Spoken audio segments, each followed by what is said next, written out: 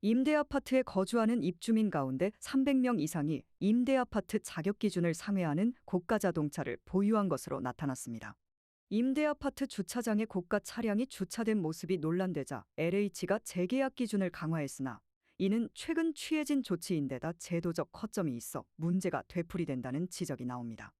2일 국회 국토교통위원회 소속 국민의힘 김희정 의원이 한국토지주택공사로부터 제출받은 자료에 따르면 현재 LH 임대주택 입주민 가운데 311명이 입주 및 재계약 자격기준 이상의 차량을 보유한 것으로 나타났습니다. 이 가운데 135명은 수입차를 갖고 있었습니다.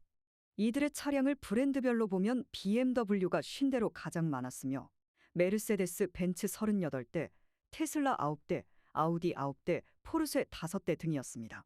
충북 청주시 청원구의 한 국민임대 아파트 입주민은 1억 8천만 원에 이르는 2023년식 포르쉐 카이엔 터보를, 전북 익산시 오산면의 한 임대아파트 입주민은 1억 원이 넘는 2022년식 포르쉐 카이엔을 각각 보유했습니다. 고가 국산차로는 제네시스 모델이 78대로 가장 많았습니다. 국산 전기차 브랜드 중 최대 6천만 원에 이르는 EV6 20대, 아이오닉 5 8대 등도 있었습니다. LH는 임대아파트 자격 기준으로 소득과 함께 세대가 보유한 모든 차량의 합산가액이 3,708만 원 이하가 돼야 한다고 규정하고 있습니다. 그럼에도 고가 차량 보유자가 임대아파트에 입주할 수 있는 것은 제도상 허점 때문입니다. LH는 임대아파트 입주민의 고급차가 사회적 논란이 되자 올해 1월 5일을 기준일로 그 이전 입주자는 차량가액 초과 시 1회에 한해 재계약을 허용하고 이후 입주자는 재계약을 거절할 수 있도록 제도를 바꿨습니다.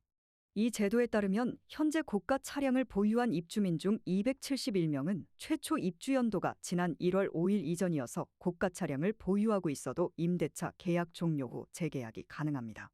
이들 271명 중 76명은 최대 2028년까지 거주할 수 있습니다. 나아가 계약 기간이 종료됐는데도 불법 거주하는 입주민도 40명에 달했습니다. 이들 중 4명은 1년 이상 장기 거주 중인 것으로 확인됐습니다. 이와 함께 LH가 입주자 재계약을 위해 계약 만료 3, 4개월 전 사회보장정보원에 입주자 자격 조회를 요청하고 있는 것도 임대아파트의 고가 차량 문제가 반복되는 근본적 이유로 지적됩니다. 입주 희망자가 자격 조회 기간에만 고가 차량을 보유하지 않으면 재계약이 가능하기 때문입니다. 김 의원은 국민의 세금으로 지어진 임대아파트에 거주하면서 고가 차량을 보유하는 것은 적절하지 않다며 정부와 LH는 입주자 자격 조회 등을 더욱 강화하는 등 제도의 미비점을 적극 보완하여 정말 지원이 절실한 취약계층 등의 주거복지 혜택이 돌아갈 수 있도록 해야 한다고 말했습니다.